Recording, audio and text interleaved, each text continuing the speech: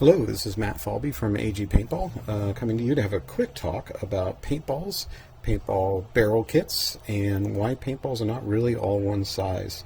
So before we get to barrel kits, let's talk about paint size. First of all, whenever you buy a case of paint, you're going to see that it says 68 caliber, and that's not really true.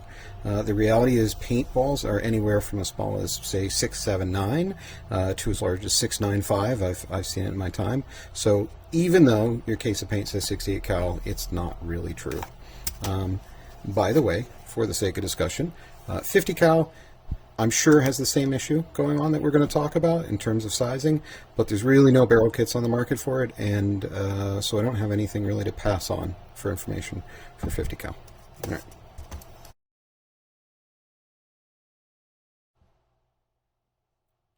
So, if paintballs are not really just 68 caliber, then what are they? And why is that the case? Why are not paintballs just a simple 68 caliber and that's the end all of it?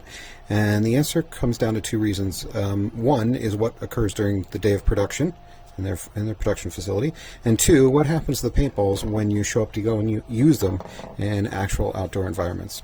So at the factory, the actual size of the paint can change. The outcome of it can change with a lot of factors, like how humid it is inside the factory when they're making paint that day, what the machines are set at, the drying time, shell thickness, exactly how much fill is injected between the two shells as they're closed up. There's a whole bunch of factors, and my understanding of making paint is it's as much an art as it is just a simple science. So the final product that rolls out the door at the end of the day is not going to be the same every single time, which means even if you choose to buy the exact same paint every single time you play, it may not be the same size.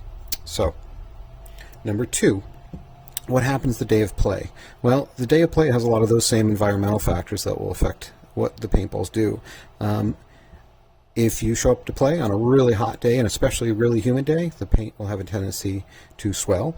And if you play on a very cold day, and especially a very dry day, then the paint can actually shrink. Furthermore, you have a difference in behavior from the morning to the afternoon. So say at the beginning of the day you check your paint, what size it is and how well it fits into one of these barrel kits. Then as the day goes on, say around the afternoon, you might want to check again, because as the temperature warms up outside, this can actually change size on you throughout the course of the day.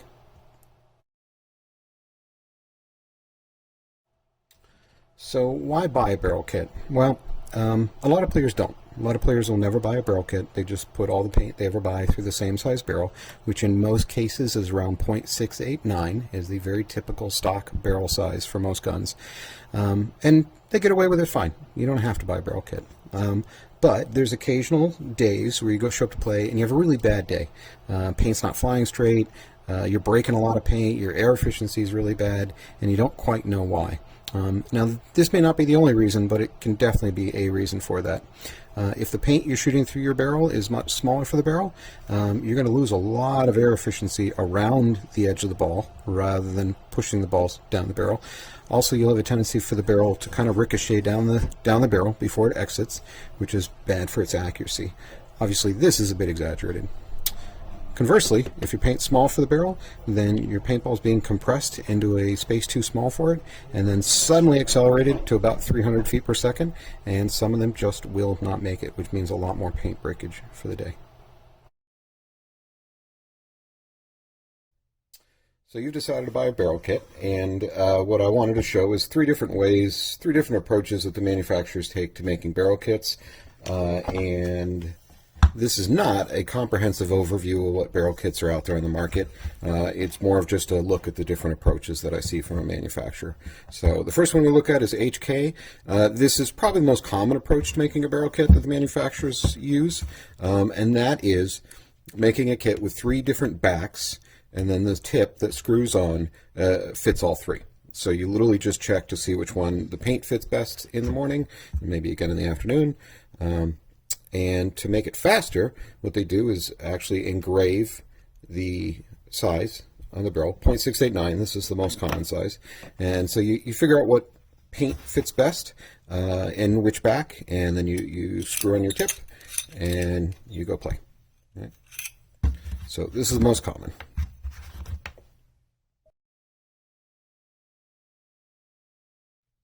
So another approach to barrel kit manufacturing is doing the a la carte approach, which is to say, leave it up to the end purchaser to buy whatever barrel pieces they want instead of buying as a whole kit. A good example of this is Dye with their ultralight kits. So Dye lets you buy the back piece for your gun in different sizes, and you can literally check the packaging. It will tell you, like for instance, this is a .680, which is a little on the small side, .688, which is pretty close to the average. So you buy the back pieces that fit, thread pattern fits your gun and has the sizes that you want. So you kind of build your own barrel kit, and then same deal, you go back and you buy the tip that fits onto those barrels. And you can buy them in different lengths and build your own kit, essentially. So this is a second approach to doing your own barrel kit. Dye is known for making extremely nice barrels, but they are also pricey. So if you want to go with a Dye kit, you get one of the best barrel kits on the market, traditionally speaking, and but you pay for it.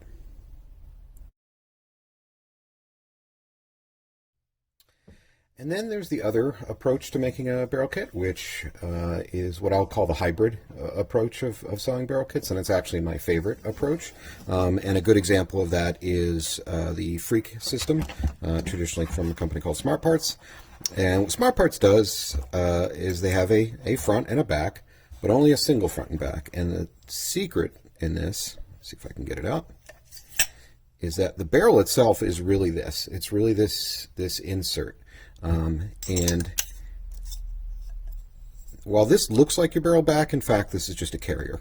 And it's just a carrier that fits any one of a lot of different sizes. And what's kind of beautiful about this system is that this piece, and you can see how it's laser engraved to show you the different sizes, is much less expensive to make than making a bunch of different fully formed backs, right? So you're just paying for one intricately manufactured back, and then you can buy lots and lots of these inserts for much, much less money. So they sell these separately. You can go to a lot of your local paintball stores and just wander in and buy the insert that you need now.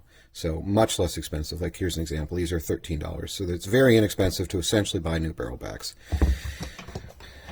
Then, well, the other nice thing, and this has lost some of its value, is the fact that you can buy the carrier, I'll call it, in different thread patterns. So what I showed you before there a second ago was Model 98 threads. These are autococker thread pattern, which is the most common thread pattern on the market. As a matter of fact, it's becoming uncommon for paintball guns to use anything other than the autococker back threading.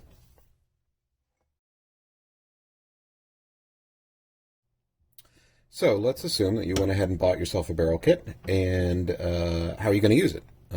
So for this example, we'll pull out the full Freak XL kit, and this is imagining some player bought into the entire system, and as you can see, they're laser engraved to make it easier. So if you hang around in a staging area at the beginning of a day, you'll often see a bunch of players pulling kits like these out of their gear bag, and then doing this little thing where they're dropping paintballs into each one of the inserts and checking them out. And that's really how you use a barrel kit, right? At the beginning of your day, you check your sizing.